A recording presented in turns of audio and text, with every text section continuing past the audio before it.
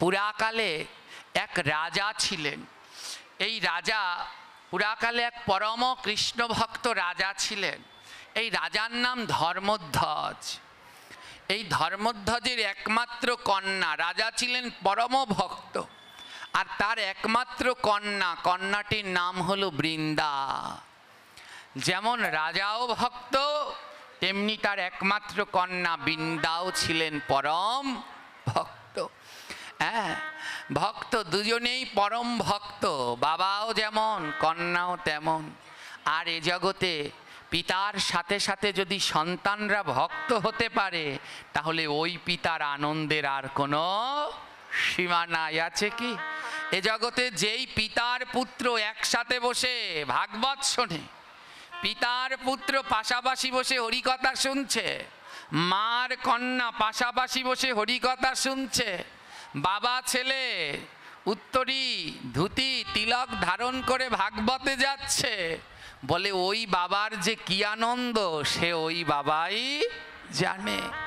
যেই মা তার কন্যার সাথে একসাথে হরিকথায় যাচ্ছে, তিলকমালা ধারণ করে, যেই ঘরের প্রত্যেকটি সদস্য গোবিন্দের প্রসাদ পাচ্ছে, তারা জানে যে কি আনন্দ। এর জন্য ওই পঞ্চতত্ত্বের কীর্তনে আছে, পঞ্চপুত্র সঙ্গে ভজে রায় ভবানন্দ। আর ওর কাটানে গিয়ে বলছে ভবানন্দের কি আনন্দ, তারা পিতা পুত্রে গৌর ভজে। এই জগতে তাদের বড় আনন্দ কো, যারা পিতা আর পুত্র একসাথে বসে গৌরের ভজন করতে পারে। রাজা ধর্মধ্বজ এবং তার কন্যা বৃন্দা, তারা রাজা, কিন্তু রাজ সুখে তাদের আনন্দ নেই। তাদের আনন্দ হলো সাধু সঙ্গে। সে রাজা, কিন্তু রাজা হলে কি হবে?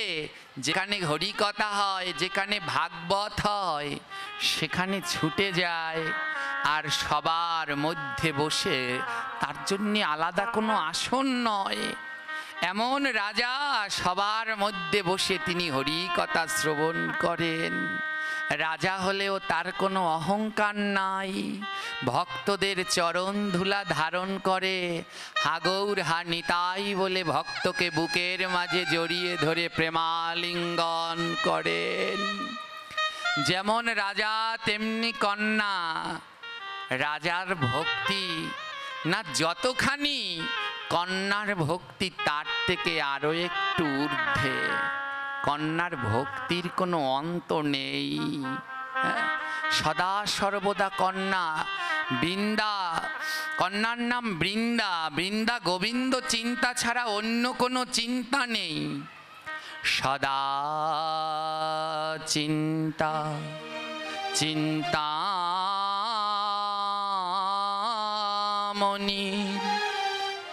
বিনা চিন্তা নাই। কিসে পাব রাধা কৃষ্ণ, সদা সেই চিন্তা তাই।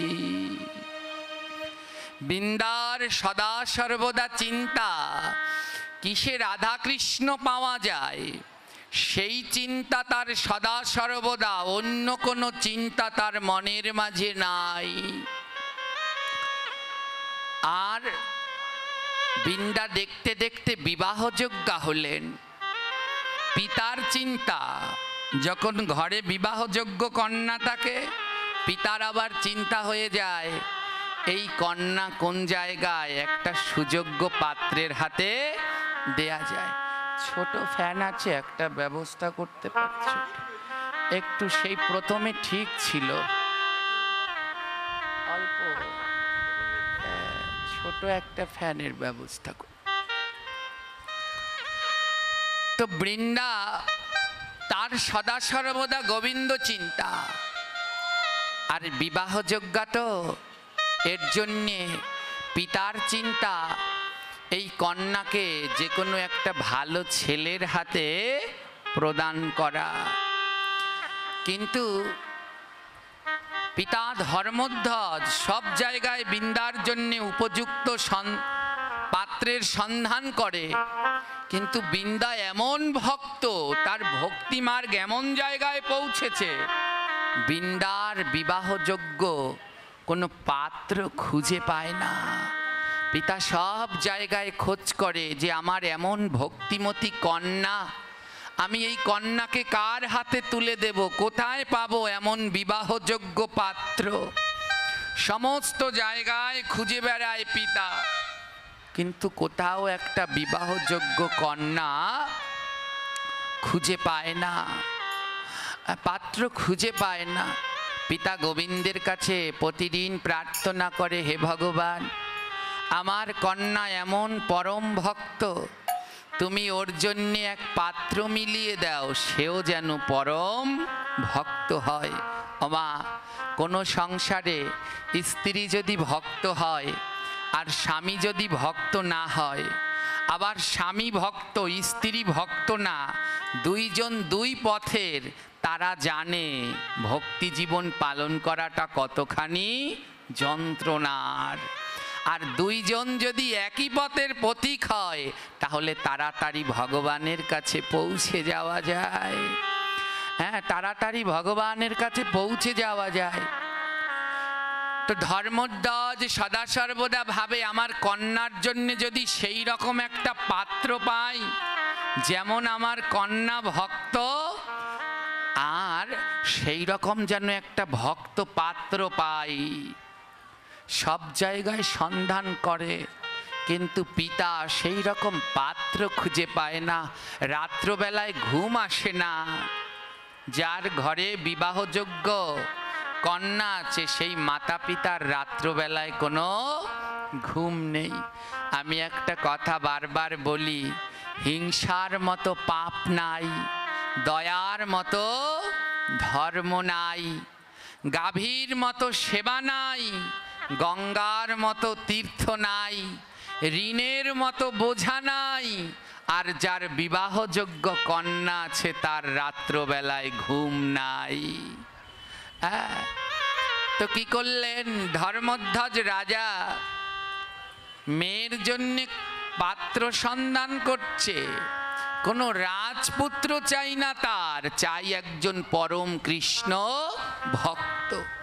কিন্তু কোথাও সেই রকম ভক্ত খুঁজে পাচ্ছেন না। বৃন্দার উপযুক্ত সেই রকম কোনো ভক্ত কোথাও খুঁজে পাচ্ছে না। রাজা কি করলেন? সমস্ত রাজ্যে ঢেরা পিটিয়ে দিলেন, পার্শ্ববর্তী সকল রাজ্যে ঢেরা পিটিয়ে দিলেন। আমার মেয়ের জন্য এক সুযোগ্য কৃষ্ণ ভক্ত পাত্র চাই, কৃষ্ণ ভক্ত পাত্র চাই। সে যেমন হোক, ভিখারি হলেও আমার অসুবিধার নেই, এমন এক পাত্র চাই যে পরম কৃষ্ণ ভক্ত। সেই রকম পাত্র পেলে আমি আমার একমাত্র কন্যা বৃন্দাকে সেই পাত্রের হাতে তুলে দেব। সমস্ত জায়গায় ঢেরা পিটিয়ে দিলেন। রাজা বললেন, আমার রাজ্যপাট অর্ধেক সেই ভক্তকে আমি দিয়ে দেব, যার কাছে আমার কন্যা বিবাহ দেব। যদি সেই রকম কোনো ভক্ত থেকে থাকো, তাহলে সবাই স্বয়ংবর সবাই আসার জন্য অনুরোধ করা হচ্ছে। রাজা স্বয়ংবর সভা ডাকলেন। চারদিকে খবর ছড়িয়ে পড়লেন, রাজকন্যা বৃন্দার জন্য সুযোগ্য এক পাত্র চাই। তবে সেই পাত্র কোনো রাজা মহারথী নয়, সেই পাত্রকে হতে হবে একজন পরম কৃষ্ণ ভক্ত। ওই রাজ্যের পাশের রাজ্যে একটা চোর থাকতো। চোরটার নাম ছিল সুদর্শন। ধ্যান দিয়ে শুনবেন মা, চোরটার নাম কি? সুদর্শন শব্দের অর্থ কি জানেন? যে দেখতে সুন্দর তাকে বলে। ওই রাজ্যের পাশের রাজ্যে একটা চোর থাকতো। চোরটার নাম সুদর্শন।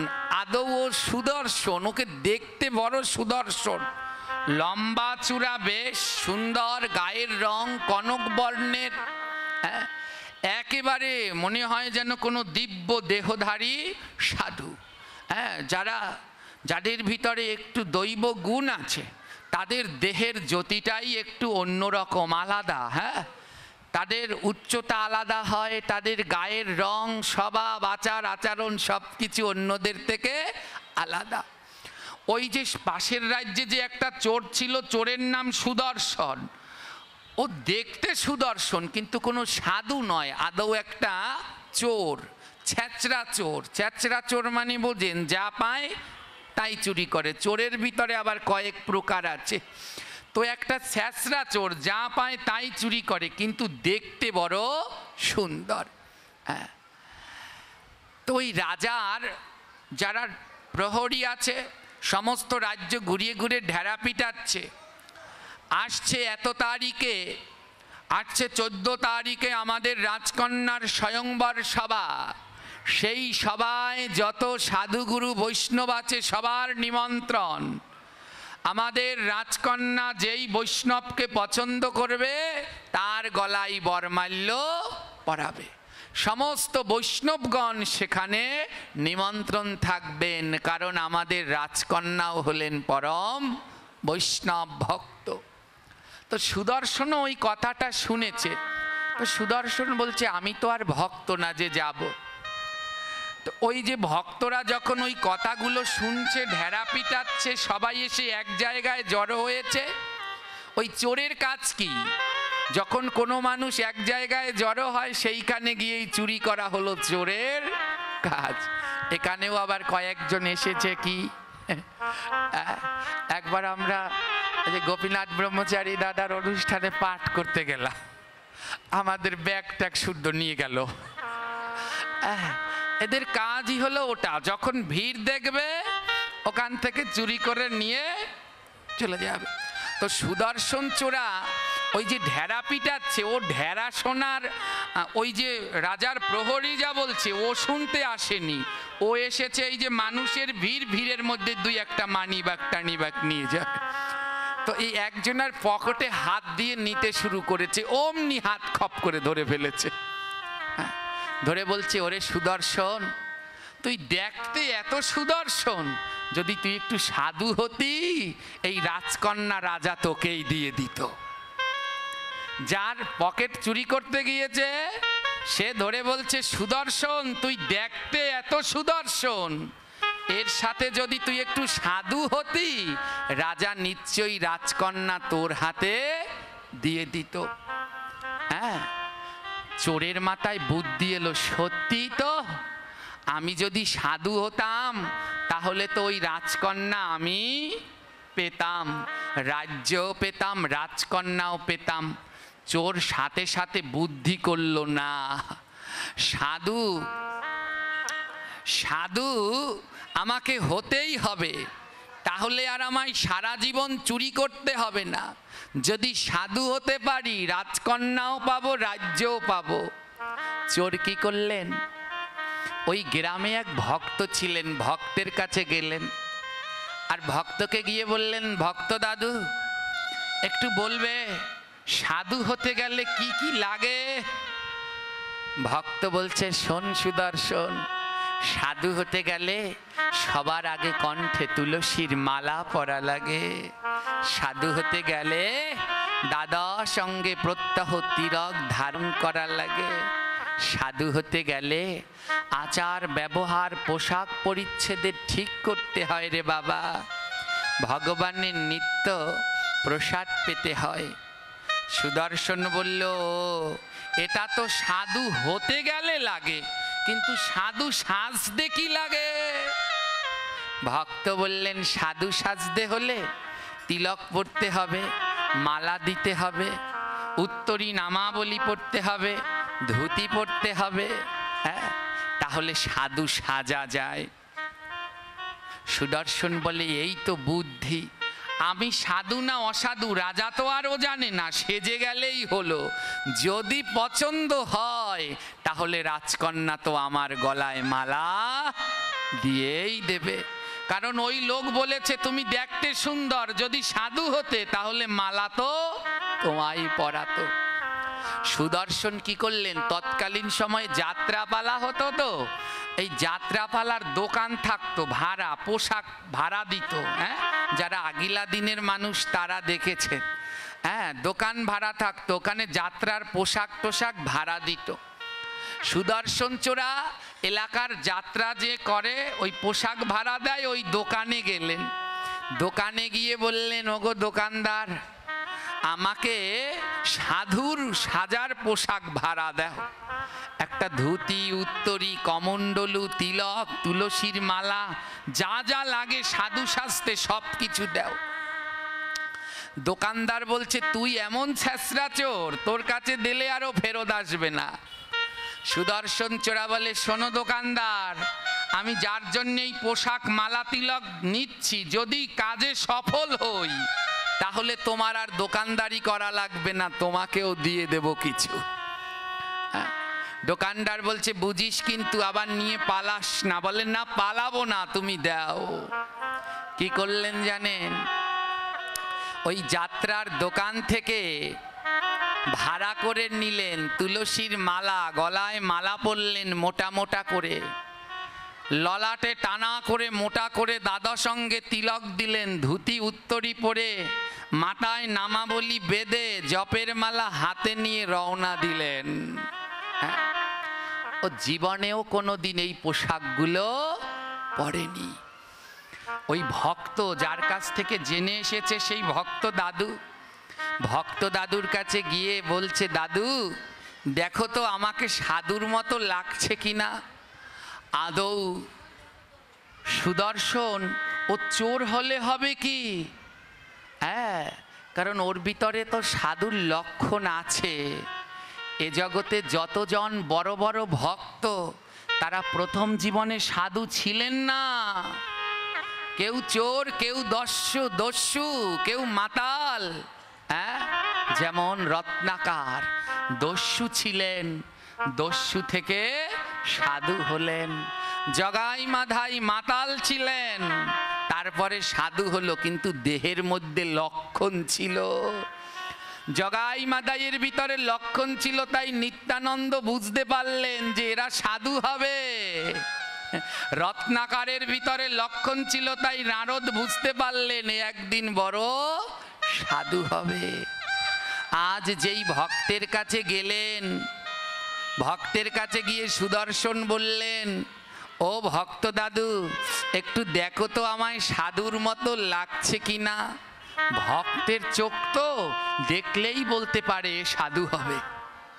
ওই ভক্ত দেখে বললেন, সুদর্শন তুই এখন চোর বটে, কিন্তু আমার দেখে মনে হচ্ছে তুই একদিন প্রকৃত সাধু হবি।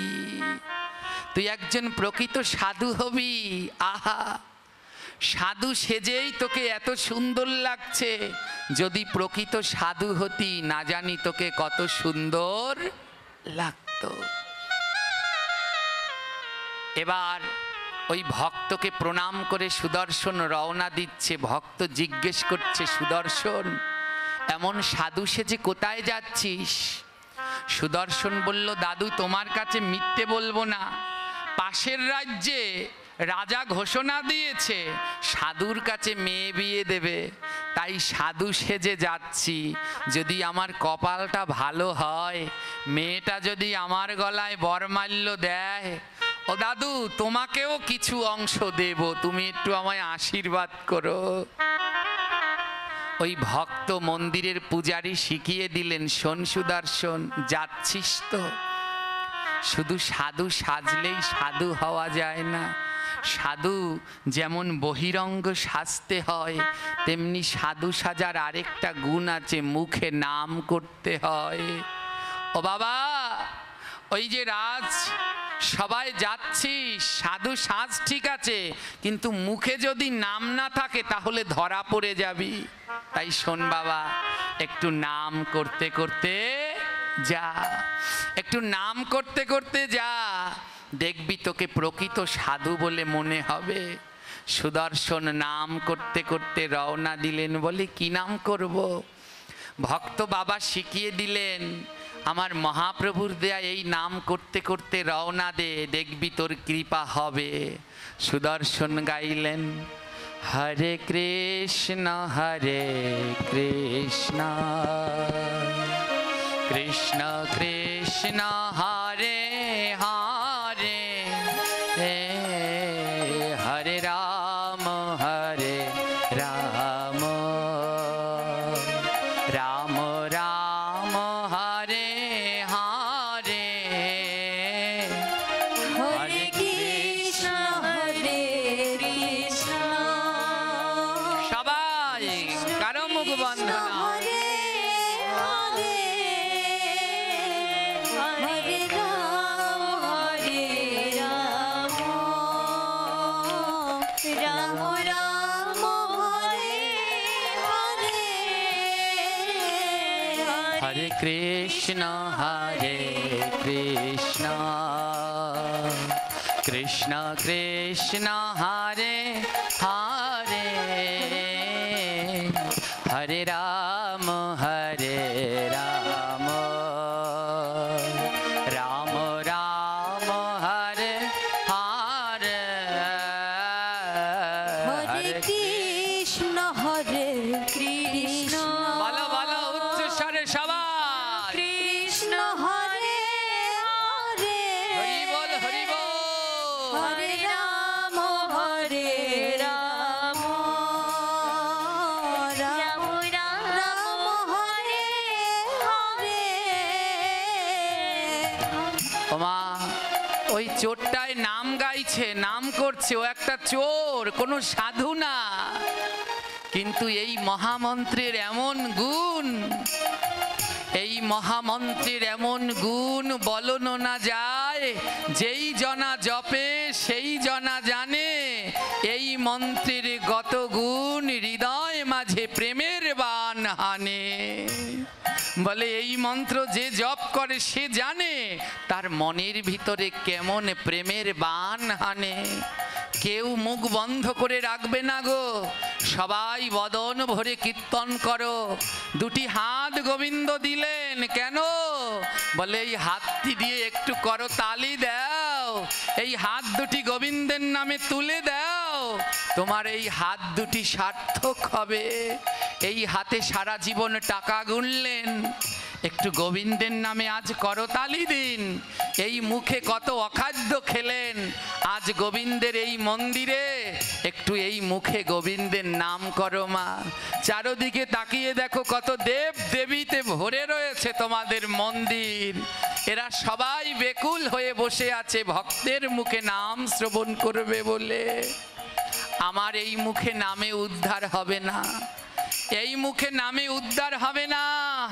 কেন জানো? আমি জোর গলায় বলি, আমার মুখের এই নাম শুনলে, ওই কীর্তনের আসনের নাম শুনলে এতে উদ্ধার হবে কিনা আমার সন্দেহ আছে। কিন্তু তোমরা যদি সবাই নাম করো এতে উদ্ধার হবে, তাতে কোনো সন্দেহ নাই। কেন জানো? আমরা যারা এইখানে এসেছি, যারা ওই আসরে বসে নাম করি, সবার স্বার্থ আছে। ভাগবত পাঠের পরে আবার প্রণামী নেই, প্রণামী নেই। যেইখানে স্বার্থ আছে সেইখানে গোবিন্দ থাকে না। হ্যাঁ, বিনা পয়সা দিলে তো পাঠ করতে আসতাম না। বিনা পয়সায় যদি বলতো যে এক পয়সাও দেব না, সত্যি বলছি, মিথ্যে বলবো কেন, আসতাম না। তাই স্বার্থ আছে, যেখানে স্বার্থ আছে সেইখানে ভগবান আসে না। কিন্তু আপনারা নিঃস্বার্থ, আপনাদের কেউ বলে আনেনি এখানে আসলে আপনাদের টাকা দেয়া লাগবে। আপনারা নিঃস্বার্থ, আপনাদের মুখের নামে কাজ হবে, কিন্তু আমাদের মতো এই অপদার্থদের মুখের নামে কাজ হবে না। তাই একটু বদন ভরে উচ্চ স্বরে সবাই মিলে বলুন, হরে কৃষ্ণ কৃষ্ণ কৃষ্ণ হরে হরি বল, হরি বল, হরে রাম রাধে রাধে, হরে হরে, হরে কৃষ্ণ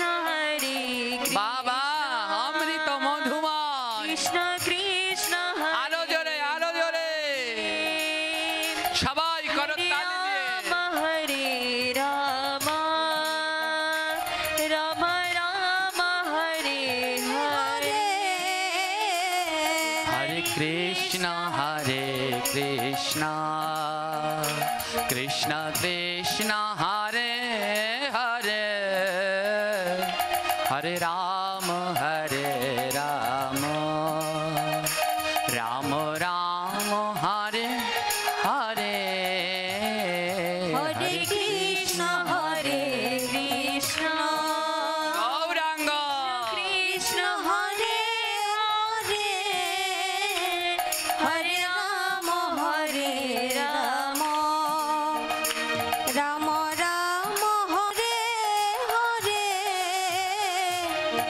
আজ চোরটা নাম করছে, আর এই নামের এমন গুণ, ওর দুই নয়ন থেকে টপ টপ করে জল ঝরছে। ছুটতে ছুটতে আবার সেই মন্দিরের পূজারী ভক্ত দাদুর কাছে গিয়ে জিজ্ঞেস করলো, দাদু আমায় কেমন মন্ত্র দিলে, এ আমায় কেমন কীর্তন শিখালে, এ নাম গাইলে যে নয়ন থেকে জল ঝরে। মন্দিরের পূজারী বলছে, দাদু ভাই এই নামের এমনই গুণ, যদি এক মনে কেউ কীর্তন করতে পারে সে আর ঘরে যায় না রে, সে আমার গৌর দেশের পাগল হয়ে নদের নিমার মতো বৃন্দাবনে ছুটে যায়।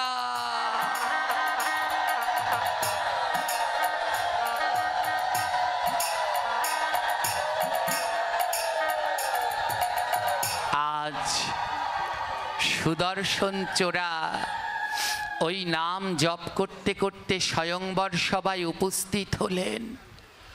আর কি হলেন জানো তো?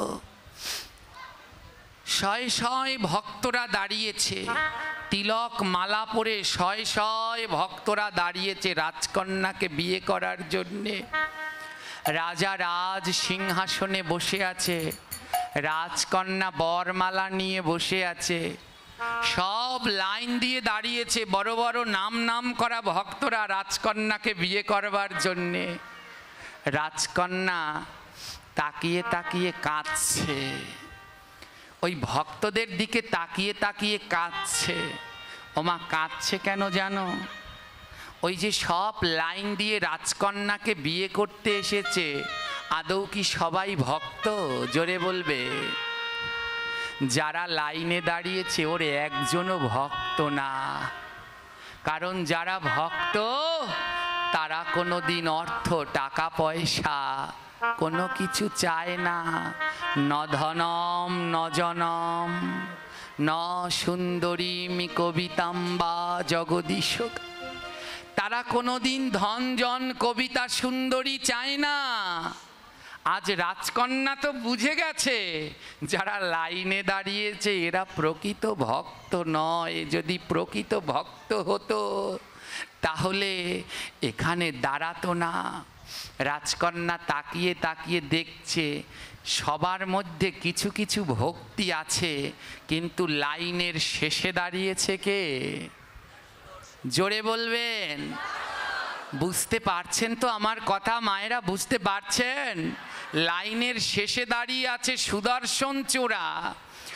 যে কয়জন দাঁড়িয়েছে সবার মনে কিছু না কিছু ভক্তি আছে, কিন্তু সুদর্শন চোরার মনে কিঞ্চিত মাত্র ভক্তিও।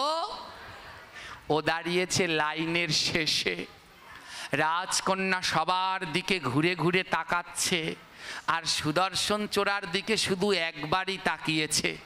সুদর্শন চোরা বলে, সর্বনাশ, আমার দিকে রাজকন্যা তাকায় না, তার মানে আমার গলায় বরমাল্য, আমাকে আরও একটু বেশি বেশি ভক্তি দেখাতে হবে। সুদর্শন চোরা কি করলেন? এবার ওই লাইন থেকে নেমে গড়াগড়ি দিচ্ছেন, ভক্তের ধুলা মাখছেন। এখান থেকে গড়াগড়ি দিতে দিতে ওই মাথায় যায়, ওই মাথা থেকে গড়াগড়ি দিতে দিতে এই মাথায় আসে। এবার যারা যারা দেখছে সবাই বলে, দেখ দেখ, এই হলো আসল ভক্ত। রাজকন্যা এসেছে বিয়ে করতে, কিন্তু কেমন ভাবে চরণ ধুলা মাখছে। এ মাথা দিয়ে মাখতে মাখতে ওই মাথায় যায়, ওই মাথা দিয়ে চরণ ধুলো মাখতে মাখতে এই মাথায় আসে। কিন্তু রাজকন্যা বুঝে গেলেন অতি ভক্তি জোরে বলুন। বলে ধুলা মাখা ভালো, কিন্তু অতি আবার চোরের লক্ষণ। এই মাথা দিয়ে ওই মাথা, ওই মাথা দিয়ে এই মাথা। রাজকন্যা বুঝে গেলেন এ তো একটা চোর ছাড়া আর কিছুই না। রাজকন্যা জেনে গেলেন এ একটা চোর। রাজকন্যা বরমালা নিয়ে হাঁটছেন, সবার মন ধক ধক করছে কার গলায় মালা পরবে। রাজকন্যা কি করলেন জানেন? সবার শেষে গিয়ে ওই সুদর্শন চোরের গলায় বরমাল্যটা পরিয়ে দিলেন। রাজকন্যা জানে ও ভক্ত না, অন্য যারা দাঁড়িয়েছে ওদের কারো কারো মধ্যে ভক্তি আছে, কিন্তু সুদর্শনের ভিতরে ভক্তি নাই, সব লোভ। কিন্তু তাও রাজকন্যা ওই চোরের গলায় বরমাল্যটা পরিয়ে দিলেন। যেই বরমাল্য পরালেন, সমস্ত নারীগণ মঙ্গলধ্বনি জয়ধ্বনি শঙ্খধ্বনি করলেন। জয় জয়কার হলো, হরি বল। জয় জয়কার হলো সব জায়গায়। রাজকন্যার জন্য প্রকৃত ভক্ত পাওয়া গেছে। রাজামশাই এসে বরণ করে জামাইকে ঘরে নিয়ে গেলেন। রাজামশাই একজনকে ডেকে বলছেন, যা এই যে আমার জামাই রূপে যাকে বরণ করলাম এর ঠিকুচি কুষ্টি সব খুঁজে বের কর। আমার রাজার কি খুঁজে বের করতে সময় লাগে? রাজা গুপ্তচর পাঠিয়ে দিলেন, এর ঠিকুচি কুষ্টি সব খুঁজে বের কর। গুপ্তচররা খোঁজ চালাতে শুরু করলেন। খোঁজ করে 2 ঘন্টার মধ্যে খোঁজ নিয়ে চলে আসলেন গুপ্তচররা। রাজামশাই, আপনার মেয়ে যাকে মালা পরিয়েছে ও কোনো ভক্ত নয়, ও হলো পাশের গ্রামের চোর, নাম হলো ওর সুদর্শন। ও যাত্রাপালার দোকানের পোশাক ভাড়া করে সাধু সেজে আপনার মেয়েকে এবং আপনাকে ঠকানোর জন্য এসেছে। এই কথা শুনে রাজা রেগে গেলেন, হাতে একটা তরবারি নিয়ে রওনা দিলেন যে আজ ওকে এখানেই আমি গরদান দেব। ওর এত বড় সাহস, ও আমার মেয়েকে ঠকিয়েছে। তরবারি নিয়ে যখন রওনা দিয়েছে, চোর তো ঘরের মধ্যে, আর রাজকন্যা বৃন্দা এসে রাজাকে আগলে দাঁড়িয়েছে, দাঁড়াও পিতা, দাঁড়াও, কোথায় যাচ্ছ? রাজা মনে মনে বললেন, আমার জামাই যে একটা চোর, এটা মেয়ের কাছে বলা যাবে না, তাহলে আমার মেয়ে বড় কষ্ট পাবে। রাজা কিছু বলছে না। রাজা বলছে, বৃন্দা তুমি আমার পথ ছেড়ে দাও। বৃন্দা বলছে, বাবা আমি সব জানি, আমি সব জানি। তুমি এই তরবারি নিয়ে আমার স্বামীকে বন্দি করতে যাচ্ছ, তাই না? রাজা থমকে গেলেন, তুমি সব জানো? বৃন্দা বলছে, বাবা এই জগতে ভক্তরাই ভক্তকে চিনতে পারে। তুলসীদাস তার রামচরিত মানসে বললেন, এক ভক্ত আরেক ভক্তকে কিভাবে চেনে। রামচরিত মানসে বললেন, 2 মেলে 64 খেলে 9 কোর প্রেমানন্দে হরি হরি বলে। এক ভক্ত আরেক ভক্তকে কি করে চেনে? 2 মেলে। এই ভক্তের 2 চোখ, এই ভক্তের 2 চোখ মিলে গেল। আর যখন এক ভক্ত আরেক ভক্তের দিকে তাকায়, ওমা তারা তাকিয়ে মুখ বন্ধ করে রাখে? জোরে বলেন, রাখে?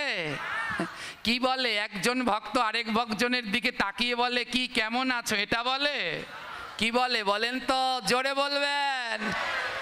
এক ভক্ত আরেক ভক্তের সাথে দেখা হলে তাকিয়েই বলে, রাধে রাধে। আবার কেউ বা বলে, হরে কৃষ্ণ।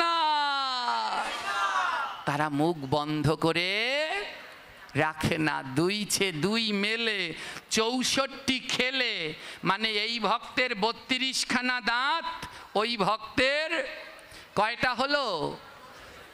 এই যে 2 মেলে 32 64টা দাঁত খুলে গেছে। আর প্রেম সে 9 কোর হরি হরি বলে। আমাদের দেহে 9 লক্ষ পশম আছে, লোমকূপ আছে। যখনই কোনো শুদ্ধ ভক্তকে দর্শন করবেন, দেখবেন আপনার গায়ের পশমগুলো কাটা শিরা দিয়ে গেছে।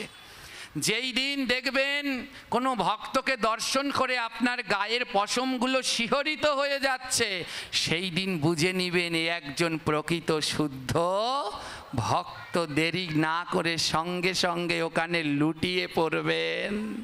তুলসীদাস শিখিয়ে দিলেন। বৃন্দা বললেন, বাবা আমি ভক্ত চিনতে পারি, আবার অভক্ত চিনতে পারি। তোমার আগেই আমি জেনে গেছি ওই যে আমার স্বামী ও কোনো ভক্ত নয়। বাবা বললেন, বৃন্দা তাহলে তুমি এই কাজ কেন করলে? ওইখানে তো আরো অনেক ভক্ত ছিলে, তুমি তাদের গলায় তো মালা পরাতে পারতে। বৃন্দা বলছে, না বাবা, আমাকে বিয়ে করবার জন্যে যারা লাইন দিয়ে দাঁড়িয়েছে ওরা কেউ ভক্ত ছিল না। যদি ভক্ত হয় তাহলে কেউ ধনের লোভে দাঁড়ায় না। মহাপ্রভু শিক্ষা অষ্টমে বলছে না, ন ধনম ন জনম, ভক্তরা ধন জন চায় না। যদি ওরা ভক্ত হতো তাহলে এই লাইনে দাঁড়াতো না। রাজা বলছে, তার জন্যে তুমি একটা চোরের গলায় মালা পরালে। বৃন্দা বলছে, শোনো বাবা, তোমার ডাকা ওই স্বয়ংবর সভায় যারা যারা দাঁড়িয়েছিল আমাকে বিবাহ করার জন্যে, তার ভিতরে সব থেকে নিকৃষ্ট সে হলো আমার স্বামী, আমি তার গলায় মালা পরিয়েছি। রাজা বলল, কেন করলে? বৃন্দা বলছে, জানো বাবা, এ জগতে ভক্তদের কাজ কি? এ জগতে ভক্তদের কাজ হলো নিজে ভক্ত হয়ে অন্যকে ভক্ত তৈরি করো। এ জগতে প্রকৃত ভক্তের কাজ নিজে ভক্ত হয়ে অন্যকেও ভক্ত তৈরি করো। মহাপ্রভু বললেন, ভারত ভূমিতে জন্মি যে নাহি করে পর উপকার, এ জন্ম তার বৃথা। পর উপকার কি? কাউকে চাল ডাল তেল বস্ত্র দিলে পর উপকার। হ্যাঁ, পর উপকার এটা এই জগতের। বলে ওই জগতের একটু পর উপকার করো। কারো গলায় মালা নেই তাকে মালা পরাও, কারো জপ করে না তাকে জপ করাও, কেউ গীতা পাঠ করে না তাকে গীতা পাঠ করাও, ঘরে ঘরে যাও প্রচার করো। এই যে কালকে আমি আসছি, আমি এত অসুস্থ তাও আমি বসে নেই। কালকেও আমি একটা নগর সংকীর্তন করে এসেছি। যেইখানে যাই আমি নগর সংকীর্তন করি। এটা তো শহর, না হলে একদিন বেরিয়ে পড়তাম। জানি না, শহরে তো আমি তেমন আসি না, আমি হলাম গ্রামে গ্রামে থাকা। হ্যাঁ, ওই গ্রামে গ্রামে ঘুরে ঘুরে যাই, দেখি নাকি কাউকে একজন গীতা ধরিয়ে দেয়া যায়। হ্যাঁ, দেখি নাকি কাউকে একটা জপের মালা ধরিয়ে দেয়া যায়। এই যে আজকে অনেকগুলো ইয়ং 2-3 জন আমার বাবারা এই যে জপ মালা নিলেন, হ্যাঁ আমার প্রণামী দিচ্ছে। বলছি, ও তোদের প্রণামী তো দিয়েই দিয়েছিস, আলাদা প্রণামী লাগবে না। কেউ যদি জপ মালা নিয়ে বলে আমি জপ করব, আমার মনে হয় আমার এ দেহ প্রাণ সব তাকে দিয়ে দেই, কারণ সে আমার মহাপ্রভুর কথা পালন করছে, মহাপ্রভুর দেখানো পথ ধরছে, জপের মালা ধরছে। আর কিছু লাগবে না হে ভক্তগণ। জপ করুন, গলায় তুলসীর মালা পরুন, দ্বাদশ অঙ্গে তিলক পরুন, গীতা পাঠ করুন, আর একাদশী ব্রত পালন করুন। এই 5টা জিনিস করুন। আমি কথা দিলাম, আজ হোক কাল হোক আপনি ভক্তি জীবনে আসবেনই আসবেন। এই 5টা জিনিস শুদ্ধতার সাথে পালন করুন। বৃন্দা বলছে, বাবা ভক্ত হয়ে যদি অন্যকে ভক্ত না বানাতে পারি তাহলে সেটা ভক্তি জীবন নয়। কালকে আপনাদের একটা কথা বলেছিলাম, মনে আছে? যদি যাও বৃন্দাবন সঙ্গে এনো। একা একা ভাগবত পাঠে আসবেন না, মোটেও আসবেন না, টানতে টানতে আরেকজনকে নিয়ে আসবেন। কাকে নিয়ে আসবেন ভাগবত পাঠে? হ্যাঁ, এই যে মায়েরা মনে মনে ভাবছে আজকে যে বেআইরে ফোন দেব, ও বেআই আমাগো বাড়ি আসেন। হ্যাঁ, একজন পাঠক গেছে, আরেকজন আসতে আছে ভালো পাঠ করবে। বাবারা ভাবছে বেআইনরে ফোন দেব যে আসেন পাঠ শুনে যান। না, বেআই বেআইনকে না, ভাগবত পাঠে তাকে আনো। কাকে? ও মায়েরা, এই মুহূর্তে যারা স্টার জলসার জি বাংলা দেখছে, ধরে টানতে টানতে নিয়ে আসো, চলো একটু পাঠ শোনো, দেখবে তোমার পরিবর্তন হবেই। বাবারা তাদেরকে নিয়ে আসুন, যারা এই মুহূর্তে গেমস খেলছে, তাস খেলছে, চা খাচ্ছে, ওনাদেরকে ধরে নিয়ে আসুন, তাহলে এই হরিকথা শোনা সার্থক। হ্যাঁ, কত বস্ত্র দান করে, কত কি দান করে, বলে ওটা দান এ জগতে লাগবে। যারা জপ করে না তাদেরকে একটা জপের মালা দান করো, যেন সে জপ করে এ জগৎ ও জগৎ, দুই জগতে তার কাজে লাগছে। তাই বলছে বৃন্দা তার বাবাকে বললেন, বাবা এ জন্ম তখনই ধন্য হবে যখন নিজে ভক্ত হয়ে আরেকজনকেও ভক্ত বানাতে পারবো। ও বাবা, আমি জানি আমার স্বামী ভক্ত না, কিন্তু তাকে কেন বিবাহ করেছি জানো?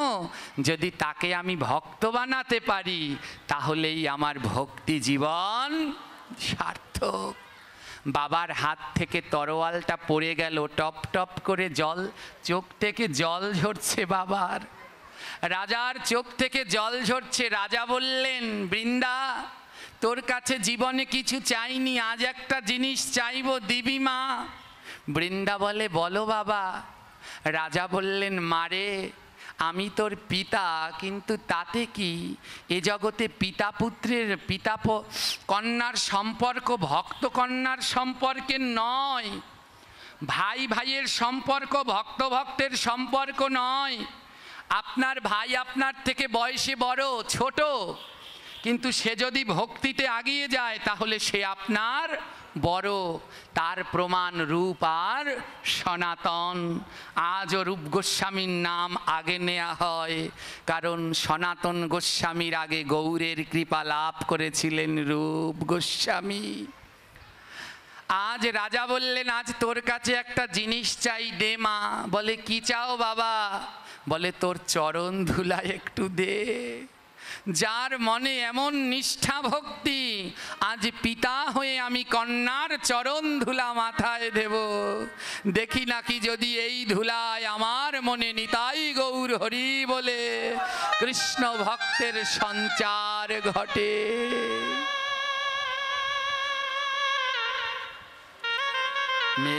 মেয়েকে বলছে, মারে এমন কৃষ্ণ ভক্তি কোথায় পেলি? এমন কৃষ্ণ ভক্তি তো দেখি না, তোর মতো এমন করে জগতে আর কেউ তো অন্যের কথা ভাবে না, নিজের জীবনের কথা চিন্তা করলি না। প্রত্যেক মেয়ে তো একটা ভালো স্বামীর সন্ধান করে, তাই না? এই হলো মা ভক্ত। আমরা মরে যাব, আমাদের কথা কেউ বেশাসনে বসে বলবে না। আর কোন কালে এই বৃন্দার মতো ভক্ত দেহ রেখেছে, আজও ভক্তরা তাদের কথা শুনছে। শুধু শুনছে না, এমন ভক্তের কথা শুনে নয়নে জল ঝরছে। এরা জগৎ মাঝে অমর হয়ে রয়েছে, যারা জগৎ জীবের জন্য ত্যাগ করতে পারে। আজ পিতা বলছে, মারে আজ আমি পিতা হয়ে তোর চরণ ধুলো নিতে চাই, একটু ধুলো দে মা। শুনেছি ভক্তের ধুলা না লাগলে কোনোদিন ভক্ত হওয়া যায় না। আমি রাজা হয়েছি কিন্তু ভক্ত হতে পারিনি। আর সেই ভক্তের চরণ ধুলা লাগলেই প্রকৃত ভক্ত হওয়া যায়, যে নিঃস্বার্থ ভক্ত। ও মা, প্রত্যেক মেয়ে একটা ভালো স্বামী চায়, আর তুই তোর জীবনে ভালো স্বামীর চিন্তা করলি না। একটা চোরকে ভক্ত করবি বলে তোর জীবনকে বাজি রাখলি। আজ পিতা লুটিয়ে পড়ে বলেছে, আজ পিতা কন্যার সম্পর্ক নয়, আজ তোর মধ্যে আমার মধ্যে ভক্তের সম্পর্ক। তাই আজ কন্যার কাছে গিয়ে বলছে, বলে দে দে ভক্ত চরণ ধুলি দে, ভক্ত চরণ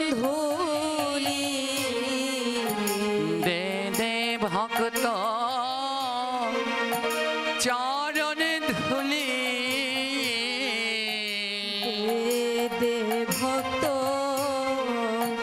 চরণ ধুলি বলে এই ভক্ত আর কোথায় পাব,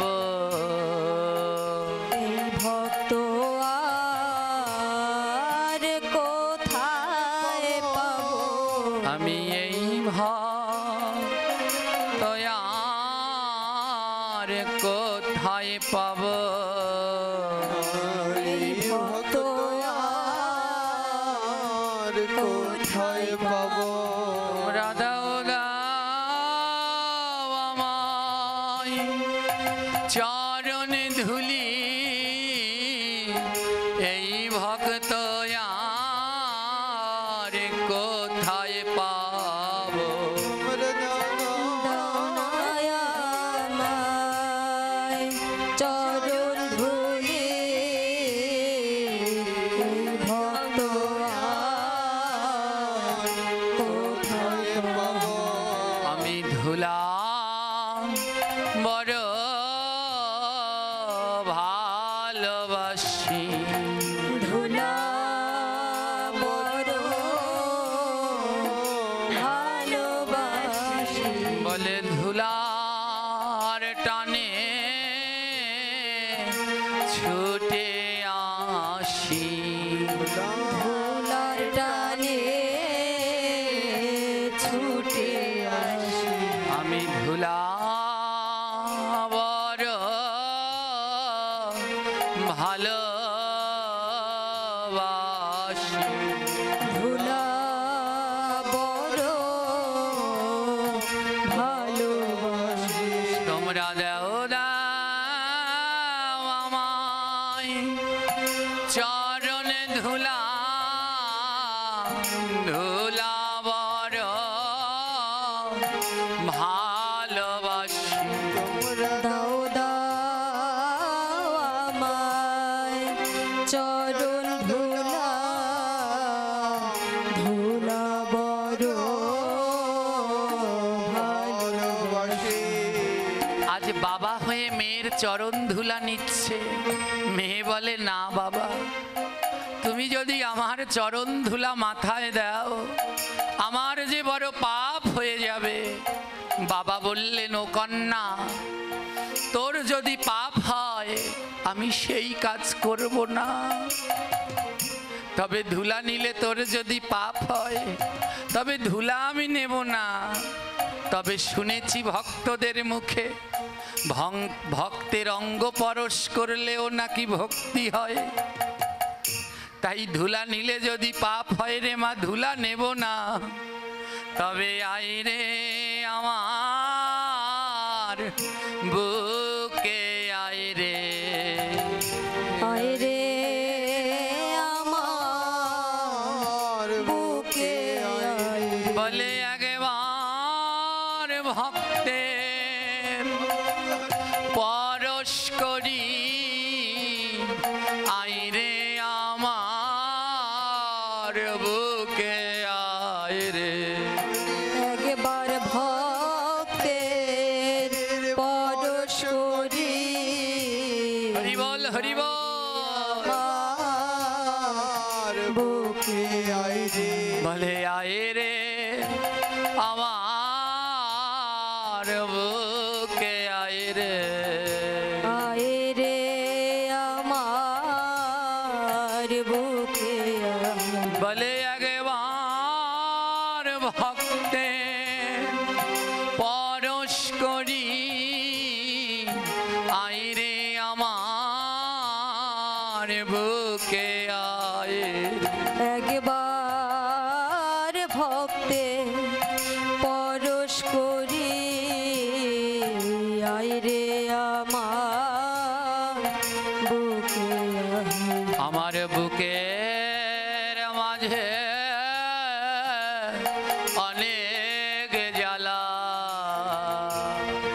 বুকের মাঝে অনেক জ্বালা, ও সে কারো কাছে যায় না বলা, বুকের মাঝে অনেক জ্বালা,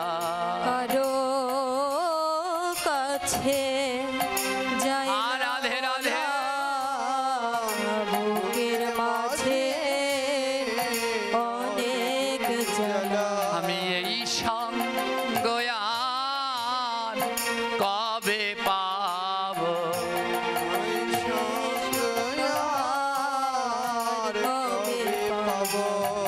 তোরা আয় রে ভক্ত পরশ করি, এই সঙ্গ আর কোথায় পাবো? আইরে ভক্ত পরশ করি সঙ্গ আর কবে পাবো? আজ কন্যার পিতা বুকে জড়িয়ে ধরে কাঁদছে, আর কন্যা বলছে, বাবা আমায় আশীর্বাদ করো, আমারও স্বামীর দরকার নেই, আমি ওই চোরকে যেন গোবিন্দকে চিনাতে পারি, আমার মহাপ্রভুকে যেন চিনাতে পারি,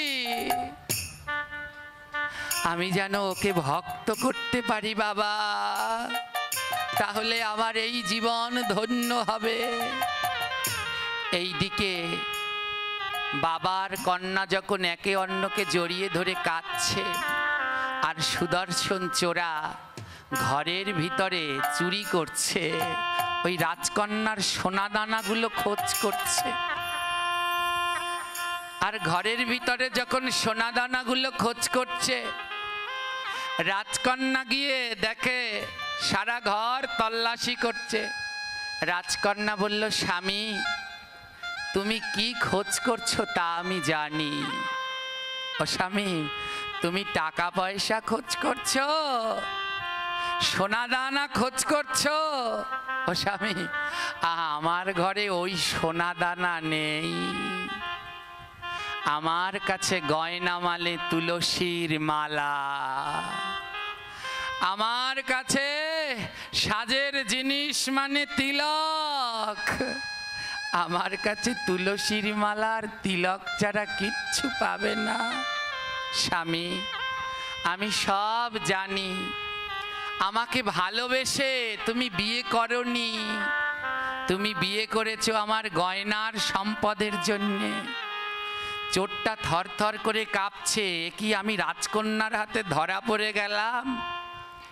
রাজকন্যা বলছে, স্বামী আমার বাবা আমার জন্য অনেক গয়না গড়িয়েছে, আমি তোমায় কথা দিলাম আমার সব গয়না আমি তোমাকে দিয়ে দেব, একটা গয়নাও রাখবো না, কারণ আমার গয়নার কোনো দরকার নেই, আমি সব গয়না দিয়ে দেব, শুধু আমার একটা শর্ত পালন করবে।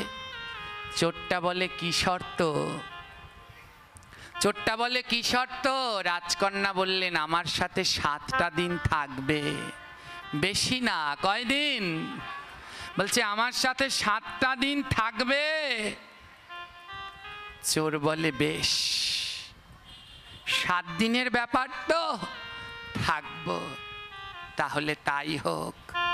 এই 7 দিন আমি যা যা বলবো তুমি তাই তাই করবে। চোর বলল, বেশ বৃন্দা, এই 7 দিন আমি তোমার সাথে থাকবো, কিন্তু কথা দাও 7 দিন পরে তোমার সব অলংকার আমায় দিয়ে দেবে, আমি চলে যাব, আমি কিন্তু তোমায় ভালোবাসি না। বৃন্দা বলল, বেশ। প্রথম দিন শুরু হলো। ওমা, যারা কৃষ্ণ ভক্ত তাদের সকাল কটায় হয়? 8টায়, 9টায় না 10টায়? জোরে বলবেন। 4টায়। যারা কৃষ্ণ ভক্ত তাদের সকাল 8টা 9টায় হয় না। এ জগতে যারা আমার গোবিন্দের ভক্ত তাদের সকাল হয় 4টায়। তাদের দিন শুরু হয় কি দিয়ে? চায়ের কাপ দিয়ে, মুড়ি দিয়ে, কি দিয়ে গো? মঙ্গল আরতি দিয়ে। তারা সকালবেলা উঠে চায়ের কাপ খোঁজে না। এই হলো ভক্তদের মধ্যে আমাদের মধ্যে পার্থক্য। আমরা ঘুম থেকে উঠে চায়ের কাপ খুঁজি, আর ভক্তরাও ঘুম থেকে উঠে তিলকের বাটিটা খোঁজে, স্নান করে আগে তিলক পরে তাড়াতাড়ি করে মঙ্গল আরতিতে যায়। চোর, সকাল হয়ে গেছে, চোর তো ঘুমাচ্ছে, বৃন্দা উঠে পড়েছে, উঠে চোরকে ডাকছে, স্বামী তাড়াতাড়ি ওঠো, তাড়াতাড়ি ওঠো। চোর বলছে, আরে বৃন্দা তোমার ভয় নাই, আমি যে চোর সে অন্য চোরেরা জানে, তাই এত রাত্রে ডাকা লাগবে না, তোমার বাড়িতে চোর পড়বে না। সকালবেলায় ডাকছে তো, চোর ভেবেছে বোধহয় ওদের বাড়ি চোর পড়েছে, তাই ওকে ডেকে তুলছে। চোর বলছে, আরে কোনো চোর পড়বে না, তোমায় আমায় ডেকে তুলতে হবে না, কারণ সব চোরেরা জানে এইখানে আরেকটা চোর আছে, তাই ভয়ে অন্য চোরেরা চুরি করতে আসবে না। বৃন্দা বলে, চোর পড়েনি গো, মঙ্গল আরতির সময় হয়ে গেছে। লাফ দিয়ে উঠে সুদর্শন চোরা বলে, সেটা আবার কি? মঙ্গল আরতি সেটা আবার কি? বলে, চলো আগে দেখবে। চোরকে বলল, যাও গিয়ে স্নান করে আসো। এই সকালবেলা স্নান আমি পারবো না।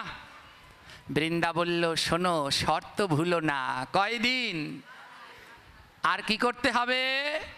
আমি যা বলবো তাই পালন করতে হবে, নইলে কিন্তু একটা গয়নাও পাবে না। চোর তাড়াতাড়ি করে স্নান করে আসলো। বৃন্দা দাদা সঙ্গে তিলক পরিয়ে দিল, তিলক পরিয়ে দিল আর ধুতি উত্তরি দিল, নাও এটা পরে মন্দিরে আসো। মন্দিরে গেল, ধুতি উত্তরি পরে মন্দিরে গেল। বৃন্দা, ভক্ত বৃন্দা মঙ্গল আরতি শুরু করলো। স্বামীকে বলল, স্বামী তুমিও আমার সাথে গাও এ মঙ্গল আরতি। এই মঙ্গল আরতি না করলে জীবনে মঙ্গল হয় না, গোবিন্দকে পাওয়া যায় না। মঙ্গলময় মঙ্গল গোবিন্দকে পেতে হলে প্রত্যহ মঙ্গল আরতি করতে হবে। হ্যাঁ, ভক্তবৃন্দা গাইতে শুরু করলেন, মঙ্গল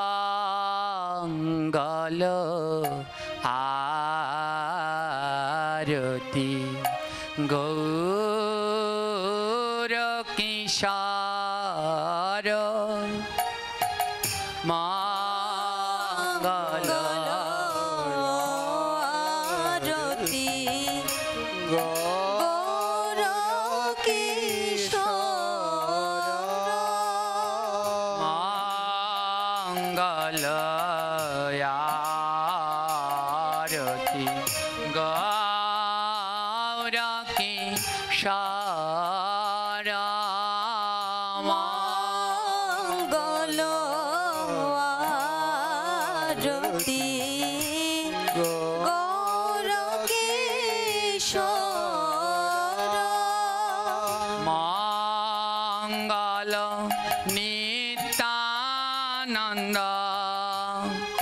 জর হিয়া জর, মঙ্গল নিত্যানন্দ জর হি জর, মঙ্গল আরতি গৌর কিশোর, মঙ্গল আরতি গৌর কিশোর, মঙ্গল ধূপ দীপ লইয়া স্বরূপ, মঙ্গল ধূপ দীপ লইয়া স্বরূপ, মঙ্গল আরতি করে অপরূপ, মঙ্গল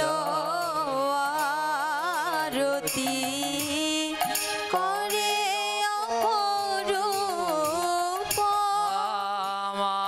মঙ্গল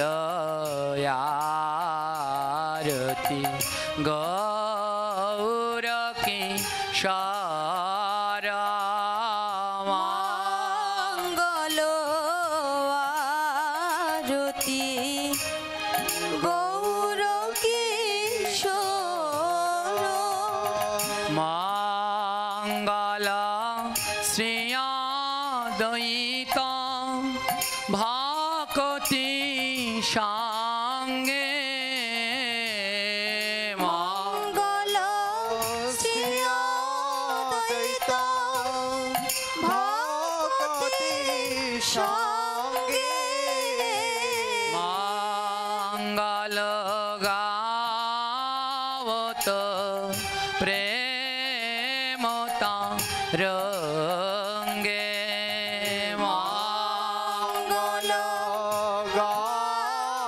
গাবত প্রেম তরঙ্গে মঙ্গল আরতি গৌর কিশোর মঙ্গল সবাই, আরতি গৌর কিশোর মঙ্গল বাজত খোল কর তাল মঙ্গল বাজত খোল কর তাল মঙ্গল হরি দাস নাচত ভাল মঙ্গল হরি দাস নাচত ভালো মঙ্গল ধূপ দীপ লইয়া স্বরূপ মঙ্গল ধূপ দীপ লইয়া স্বরূপ মঙ্গল আরতি করে অপরূপ মঙ্গল আরতি করে অপরূপ মঙ্গল গদাধর হেরি পাহু হাস মঙ্গল গদাধর হেরি পাহো মঙ্গল গাবত দীন কৃষ্ণ দাস মঙ্গল গাবত দিনা কৃষ্ণ মা এই হলো আমাদের আদি মঙ্গল আরতি, যার রচয়িতা দীনকৃষ্ণ দাস। হ্যাঁ, এই তুলসী আরতি করেন, এর রচয়িতার নাম কি? এই দীনকৃষ্ণ দাস এই মঙ্গল আরতিও রচনা করেন। কিন্তু অত্যন্ত দুঃখ হলো কালের বিবর্তনে আজ আমাদের এই মঙ্গল আরতি, যেটা আদি গৌড়ীয় ধারার আরতি, সেটা প্রায় হারিয়ে যেতে বসেছে। এটাই হলো আদি মঙ্গল আরতি। সকালবেলায় দুটো, এটা গৌরের আরতি, এরপর হলো যুগল আরতি। এটা হলো আদি পরম্পরার, কিন্তু দুঃখের বিষয় এখন আর এইগুলো অনেকেই গায় না, জানেই না। সবাই সকালবেলায় এই আরতিটা করবেন। যাদের যাদের লাগবে এই বই থেকে ছবি তুলে নিয়ে যাবেন। কারো যদি এই বই লাগে, এটা আমার শ্রী গুরুদেবের রচিত বই, শ্রীনামামৃত সংকলন সিন্ধু। যত প্রকার শুদ্ধ আদি ধারার ভজন আছে, সকালে ঘুম থেকে ওঠা পর্যন্ত, রাত্রে শয়ন করা পর্যন্ত সমস্ত কিছু এই গ্রন্থের মধ্যে রয়েছে। কারো যদি দরকার হয় এদের কাছে পাওয়া যায়, নেবেন। আর এই মঙ্গল আরতিটার ছবি তুলে প্রয়োজনে নিয়ে যাবেন। সবাই সকালবেলায় ঘুম থেকে উঠে এই মঙ্গল আরতি কীর্তন করবেন। আজ ভক্তবৃন্দা স্বামীকে বললেন, আমার সময় মতো বলে দেব। ভক্তবৃন্দা তার স্বামীকে বললেন, স্বামী মঙ্গল আরতি করো।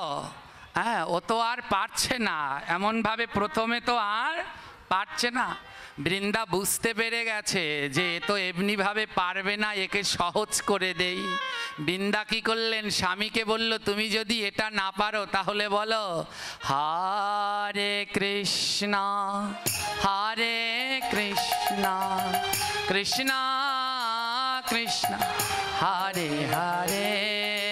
সবাই হরে রাম হরে রাম রাম রাম হরে হরে। বাবা কৃষ্ণ উলোধ্বনি মায়ের একবার কৃষ্ণ কৃষ্ণ হরে হরে হরে রাম হরে রাম রাম রাম হরে হরে জোরে জোরে কৃষ্ণ কৃষ্ণ কৃষ্ণ হরে হরে হরে রাম হরে রাম রাম রাম হরে হরে আহা চোর নাম করছে।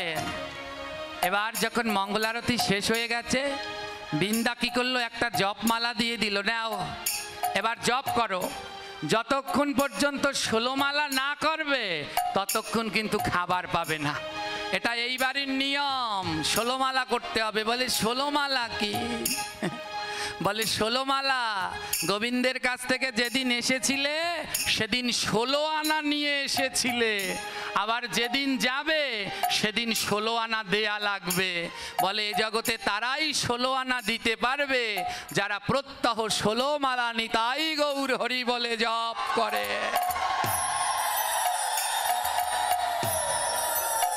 জপ করা হলো। এবার বৃন্দা গীতা ধরিয়ে দিয়েছে, নাও এবার গীতা পাঠ করো। গীতা পাঠ করলো। এবার প্রসাদ প্রসাদ দিল। এবার ও তো আর জীবনে নিরামিষ খায়নি, ও চোরে। চোর বলছে এসব ডাটা টোটা আমি খেতে পারবো না, এ লাউ ডাটা কোথা থেকে নিয়ে আসছো, কুমড়ো ডাটা এসব আমি খাই না।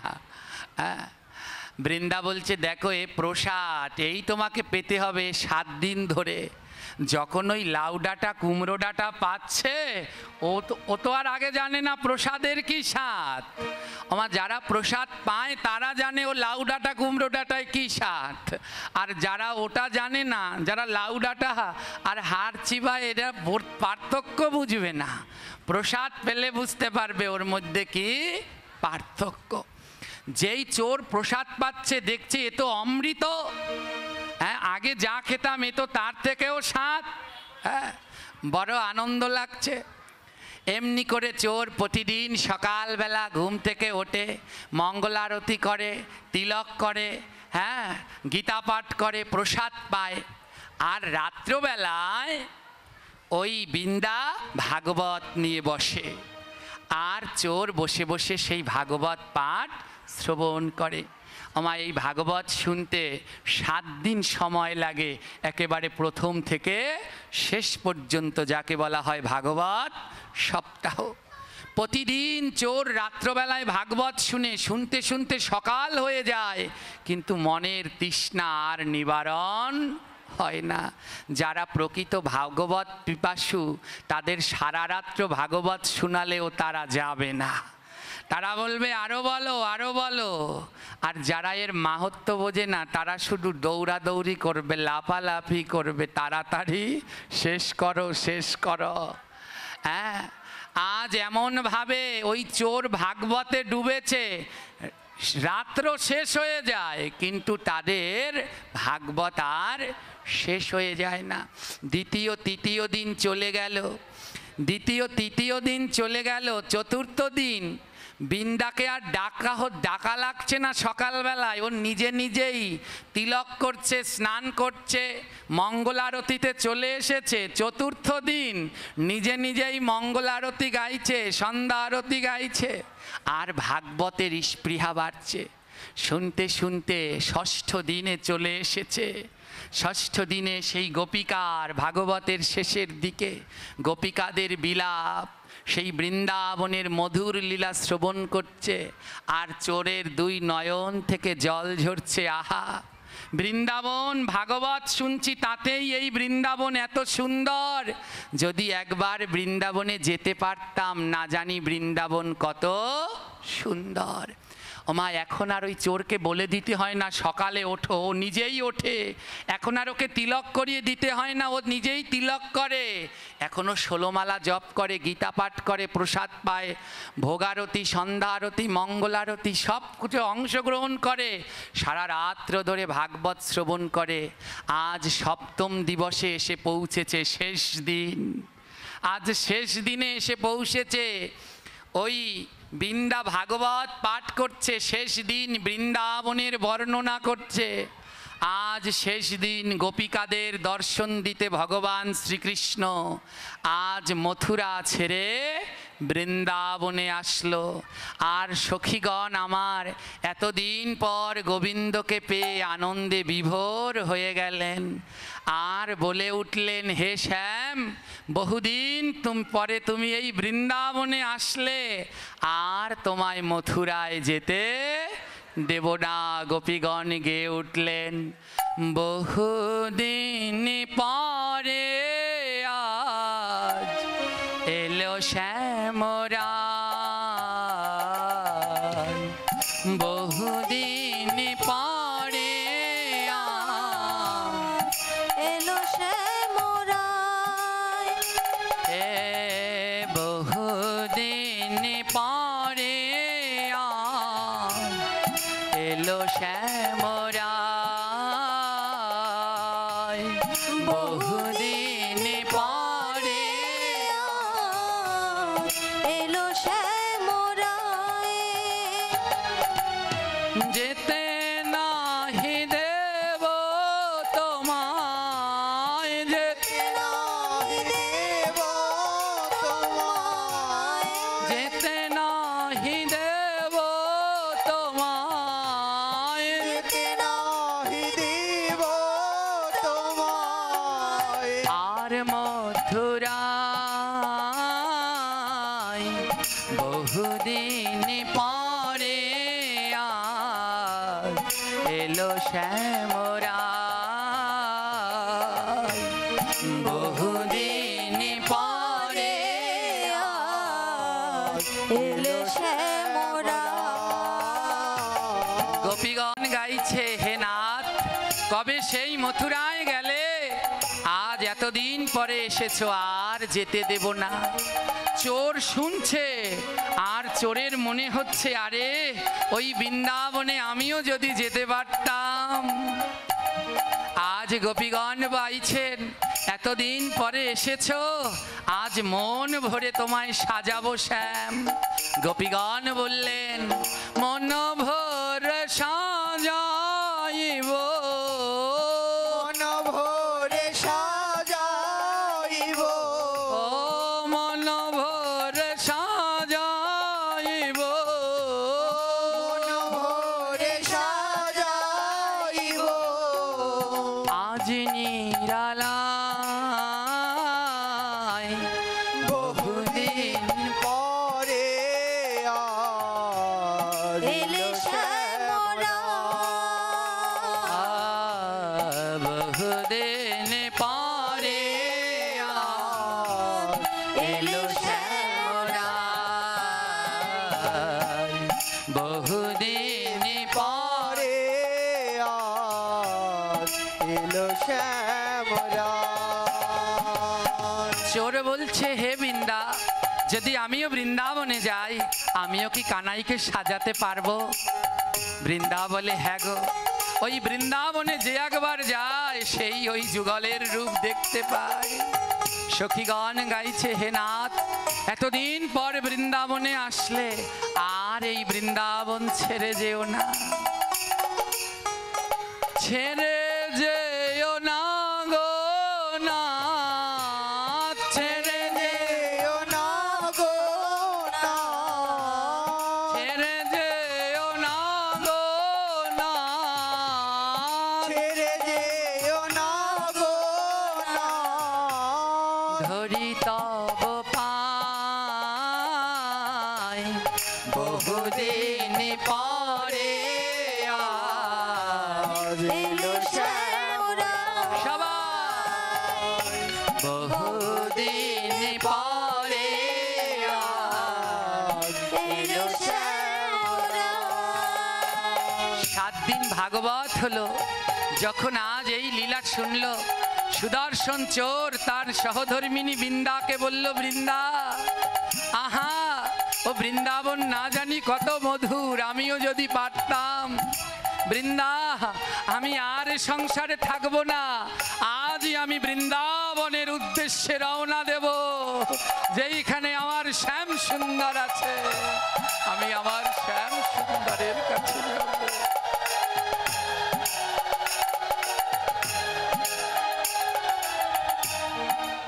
আজ সেই চোর যে এসেছিল সোনা গয়না নিতে, সাধু সঙ্গ করে সেই চোর আজ ভক্ত হয়ে গেল মা। আজ সেই চোর বলে আমি বৃন্দাবনে যাব। কে বলেছে সাধু সাজলে ফল নাই? ওই চোর সাধু সেজেছিল বলে আজ সাধু হতে পেরেছে।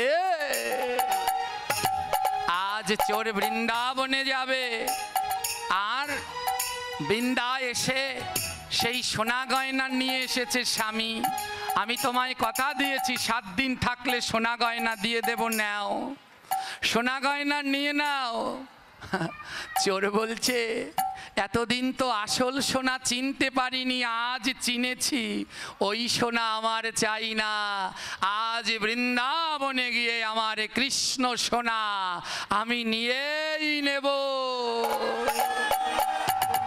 হরি বল। এই হলো মা সাধু সঙ্গের ফল।